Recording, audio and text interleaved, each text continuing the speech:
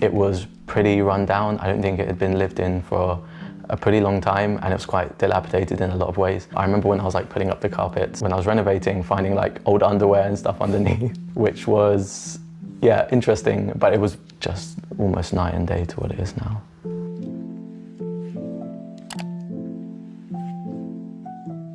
I'm Andrew, I'm a user experience designer. I was born in London and I've lived in this place for just under a year. My home is just between Bounds Green and Alexandra Palace Station, and it's about 7 miles from the centre of London. In terms of the living room, the words I would use to describe this would be relaxing and indulgence. It's my favourite part of the home, and it's the place that I probably put the most thought and effort into designing it. So I took a long time to decide on the orientation, whether I wanted the sofa there or the sofa on the other side. So I decided on here so people could still sit and watch TV, but also speak to anyone who's cooking in the living room.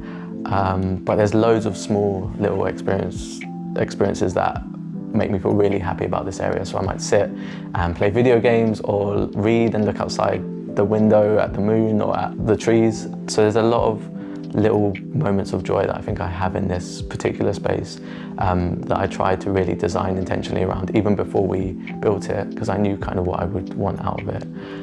So I love the living room a lot actually. It's probably my favourite part of it, I think.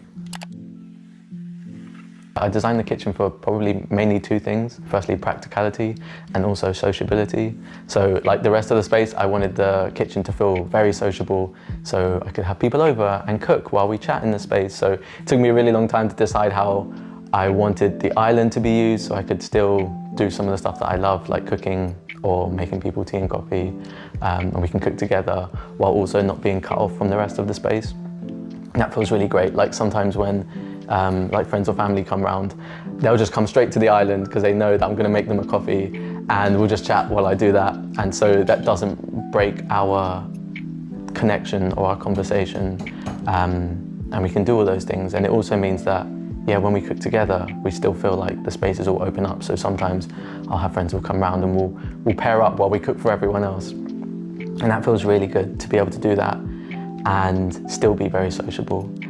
But I also didn't want it to be not aesthetic or practical either.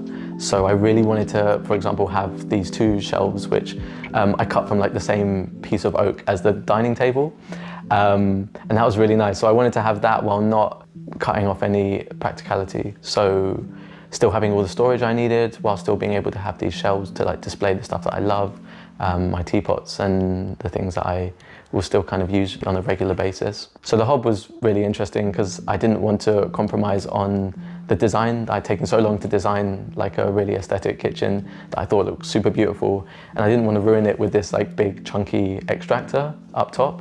So I chose not to put one, but then it means I had to get a venting hob to have the extractor built in it, which I love, but increased the cost of the kitchen so much. Yeah, I'm really glad that I managed to keep within the aesthetic, but I was definitely very uncompromising on the hob that I chose as well.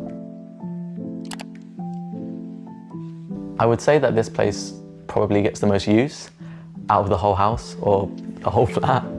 I work here, I eat here, I will play board games here with friends. Like sometimes I will paint, and all on this table, to be fair. This is like my favorite thing about the space, is like this table that I built from scratch. So I planed it, I sanded it, I finished it, fixed it to some legs that I found, and it felt like a really important piece that facilitates like a lot of different experiences. But it made the space really hard to design, especially because of the lighting. So I remember having to decide how big I wanted this table, how far I wanted it away from the wall, and the kind of seating that I wanted, all even at the beginning in the electrical stage, because I had to decide where I was putting some of the lighting. Like the lighting had to be directly above the table and on either side. So even at the stage that we were doing the very early renovations, this sort of dining table and the lighting around it meant I had to make like these decisions super early, and it felt kind of stressful, to be fair.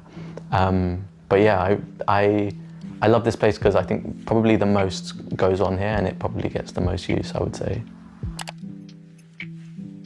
So the bedroom is very much by design, no frills. So I designed it to be very calm, very simple.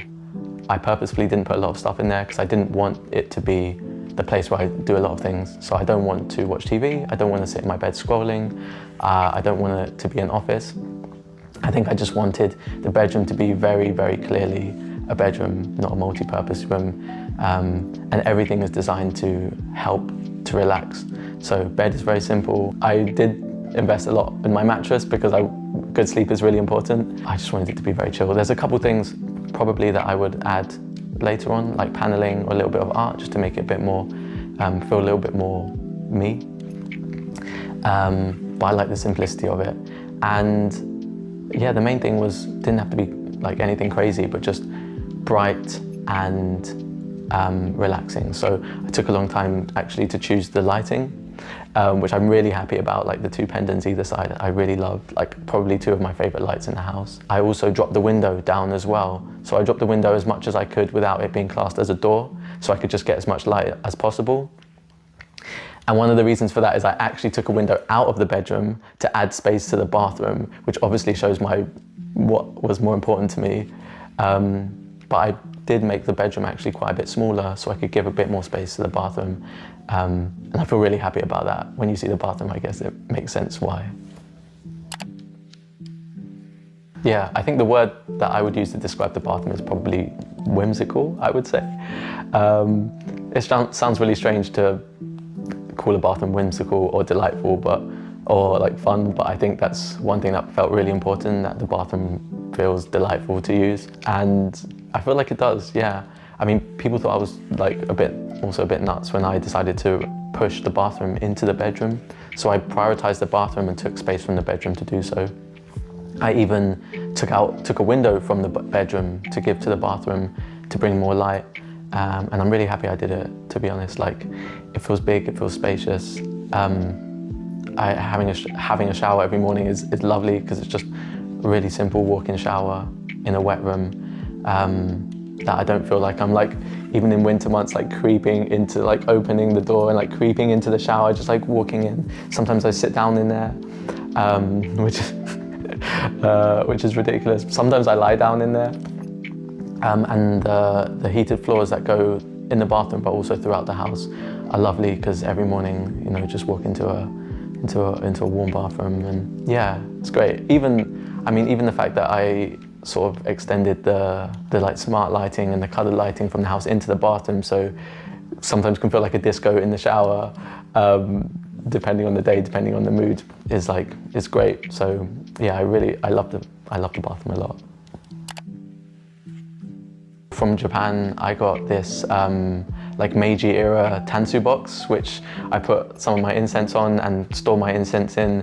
I was wondering for a really long time what to do with this space inside the bay area, and it felt really boring, and I was thinking of making it into like a tea ceremony area, putting some decking, or making it into like a big plant shrine with like huge plants.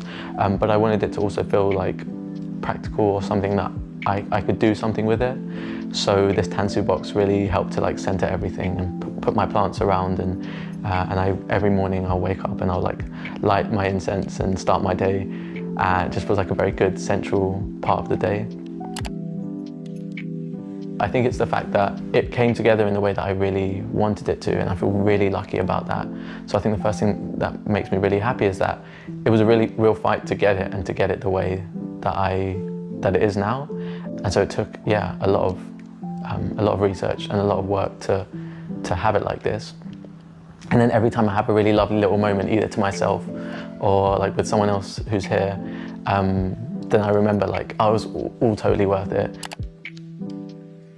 Could you tell us something surprising about yourself? Yeah, so I've lived in London most of my life and I was born here. But I've also lived in a few other spaces, including Japan, where I was for 2 years.